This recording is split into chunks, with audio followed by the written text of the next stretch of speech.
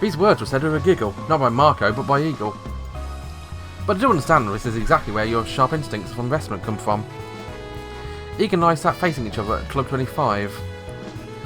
Marco was at a meeting organised by one of the companies we invest in, so I was wondering what to eat for dinner, and wandering by Clapton Square, I came across Eagle. Feels a bit embarrassing when you put it that way, just that I invest in things I agree with. I grant this recognition as a lunar surface right now on mathematics, right? You could say that, but there's one thing I can say. If I was abiding by the rule of my only doing things I agree with, I would never have come here on my own money. Club 25 was a place that even Eleanor ranked as high class. No matter how you looked at it, the prices were charged and the food they served didn't match. Eagle seemed to notice the meaning behind my words and appeared to flinch for a moment. But I guess he had a good head on his shoulders. I should take that as you recognise the added value of having dinner with me then. No matter the investment, I think this balance is important. Eagle shrugged and used his fork to wolf down his dinner. Boiled lobster and flounder dumplings and crab miso sauce. All of it was produced on Earth, the ingredients not even raised on the lunar surface. It's just, I didn't expect you to be so prejudiced about financial mathematics. It's not like I hold something against it. I read your autobiography, you worked with a quantum past, right? I did find it problematic if you blindly trusted the contents of that book, but I won't deny that point. Well, I think it sort of stems from that. Still, putting maths from a foundation of investment, I can't quite quell my worries. I understand how Earthlings feel about driverless cars. I cut up my food with my knife, where Eagle just ate in his one bite. I never had this before. I couldn't guess ingredients at a glance, so I made sure to take small bites. Earth cuisine had a lot of spicy foods, so I was careful after an incident with some Thai food. Still, being able to use a VAR management risk. This makes even most nitpicky backers happy. It's quite practical. I guess it all comes down to how you use it.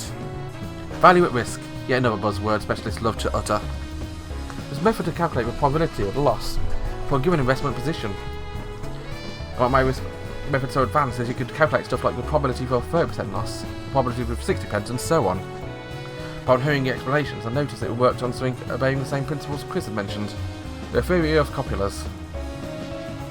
Also, investors using the method were able to mathematically grasp exactly how much risk they were bearing, and know at once what possibility of loss there would be if they were to take more risks.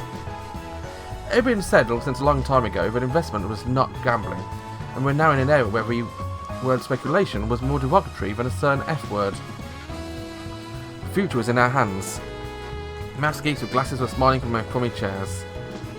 But when England increased its interest rates a while back, there was one guy who was blown away on our floor, right? Well, the probability of getting blown away exists. The math says so. You have to people getting blown away on things that don't add up. This is where you show your skills, by betting in a way that won't get you blown away, I see. It's just a mathematical tool, right? How, you're so good at seeing the true nature of things.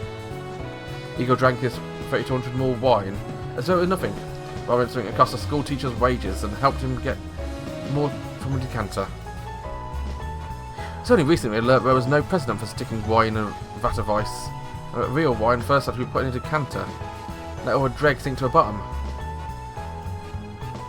Even though he was in this world, Eagle was a young man of a new era, who still exhibited the bad manners of his school days. He tried adding some to my glass, but I shook my head. All things considered, I think keeping your situation stable with your wooden-legged donkey strategy is nothing short of miraculous. Huh? It's out of this world. No leverage or stocks. That's like the investment equivalent of being bound hand and foot wrapped in chains.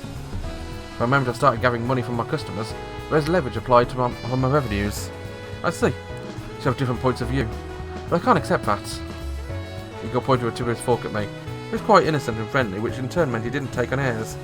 He made for interesting conversation. There was an incredibly good American information theorist who managed to defeat a blackjack dealer in a casino. He pointed this out quite well in the end, but plus alpha returns from any given bet depending on the amount of information concerning that bet. So for us it would be maths, or guts to take on big leverages. In your case it would be straightforward company research.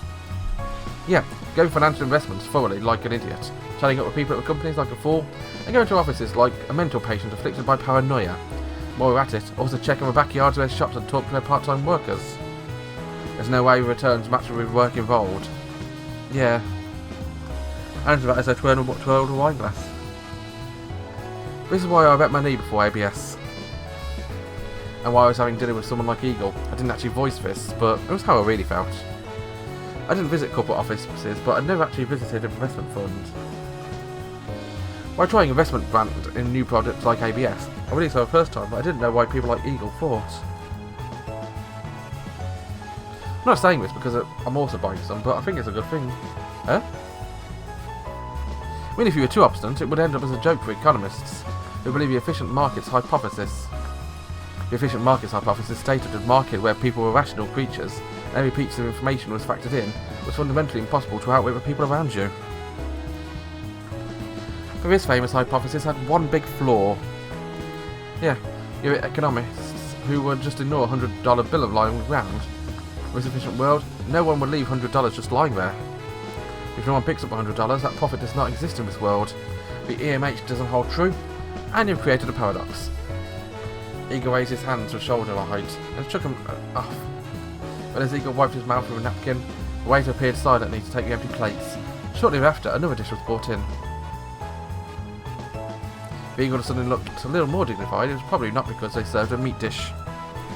You on the side of those who acknowledged there was a $100 bill on the ground, but Dr. Wallace nearly turned into one of those economists. Do you hear rumours?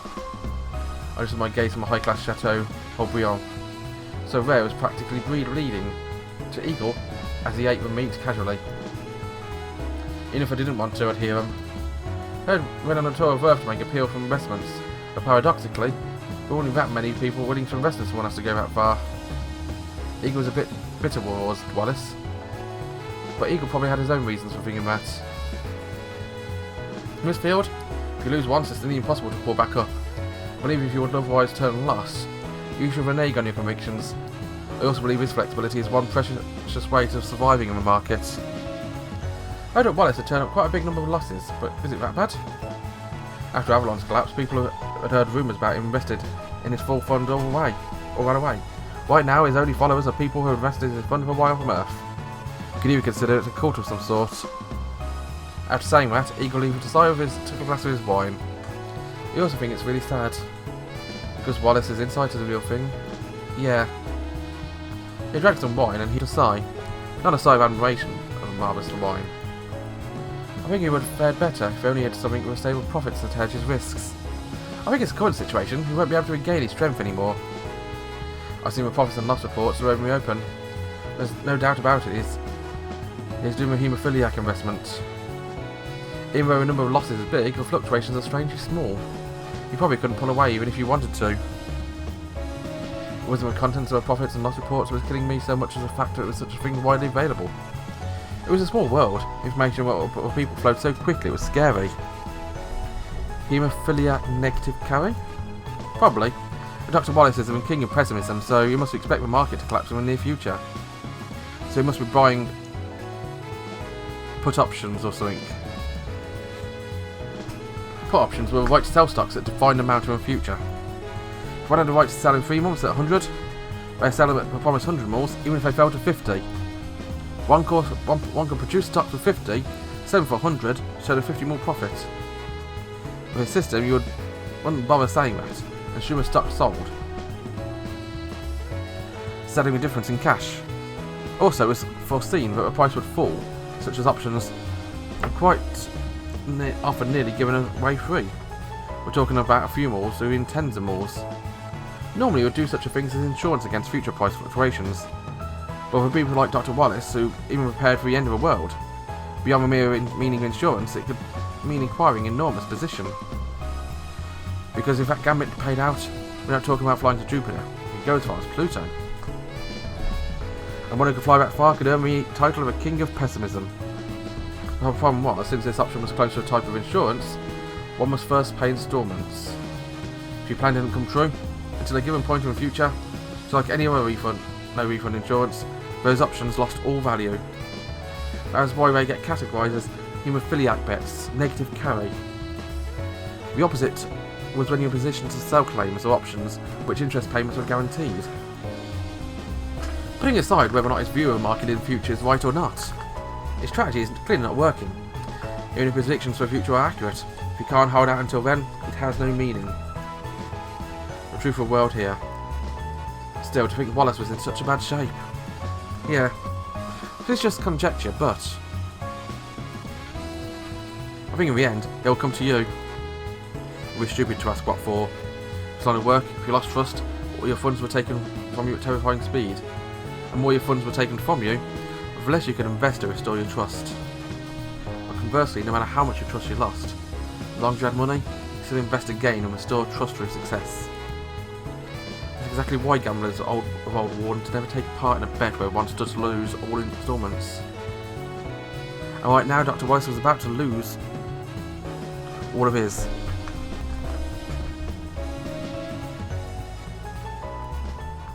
What would you do if he asked for your help? Eagle asked us if he knew the answer. I didn't answer, instead of filling my mouth with the excellent fillet.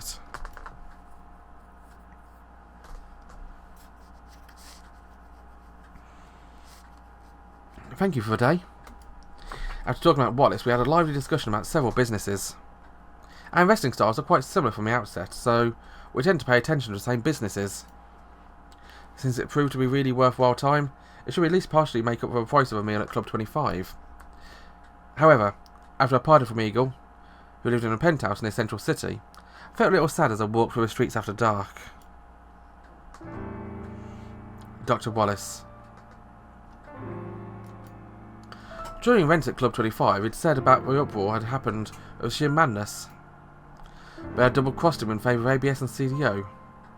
Even though I was just reporting the results of my investigation, I couldn't help but feel some kind of unspeakable guilt. And in large part, it also meant ingratitude towards Mr. Wallace. That's because products like ABS broke the unwritten law of risks and returns that's so firmly embedded in my mind. Investors like Wallace and myself make a living evaluating companies or stock market according to the unwritten rule and investing in them. If I didn't say so in front of Eagle, it's because there's a part of me that's also an economist. I believe if you don't try a 100 mil ball on the lying side of the road, you cannot have returns without taking risk. That's what the economist to me was saying.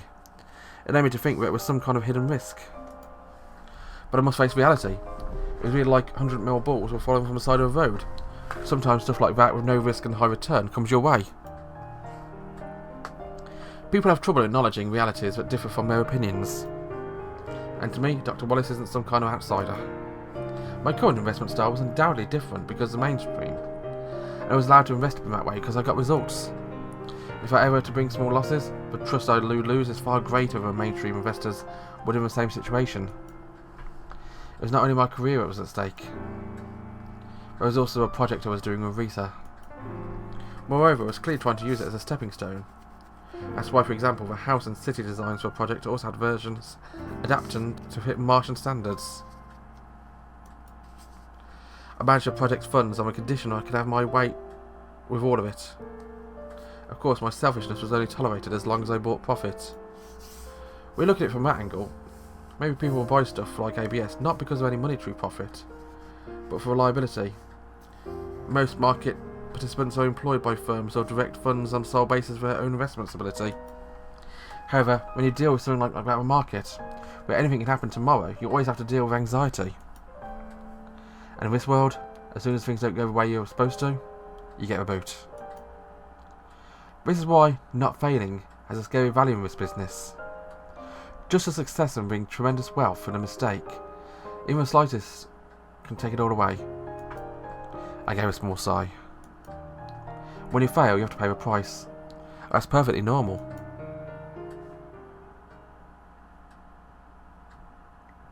But was it really just that selfish of me to wish a failure only happened to people I know? I don't know.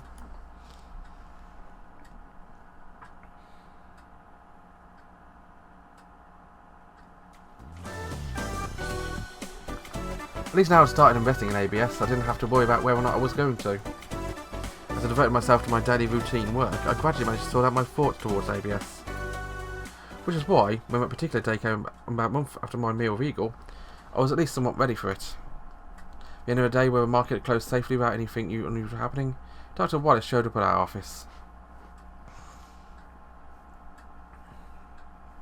How are you doing? Wallace, leaning on his cane, went to sit down and said, as he said that, since he didn't have any fancy reception space, the chair was just a spare office chair. The market is merry as usual, even more than usual I might say. I don't need tea or anything, thank you. What I said back to Marco was rummaging around the cupboard with research or something. This will be a pretty short, straightforward matter. He looked at me. I'm sure you heard the rumours about my fund. In the business world, heaven and hell were often separated only by a thin office wall. Our funds were more abundant, so even if we sometimes criticised being nonchalant, we still made steady profits. We had a good relationship with our clients. In contrast, Wallace's face was already emaciated because of his old age. It got even bonier, making him feel like a revenant. I've heard bad ones, yes. Bad rumours always come from loss on profits. In this world, not all losses are bad. I heard you keeping your clients in the dark about your activities. Funds like that also existed. However, at least as far as I knew, that wasn't Wallace's stance. Which is why, when I heard even more of these rumours after my dinner with Eagle, I couldn't believe them. It's true. Wallace then said, "Let's get my eyes locked on Wallace. I consider there a certain possibility. A decline in cognitive functions caused by old age. As investors who became ignorant of reality and opportunities as they got older, despite their shining past as brave warriors of the market, past achievements couldn't hold back solidity. There were ways to hedge the decline of stocks. There had no method to get hedge against the passage of time. I don't think this is a good strategy. I wonder." Wallace merely replied. "Might be better not to offend him."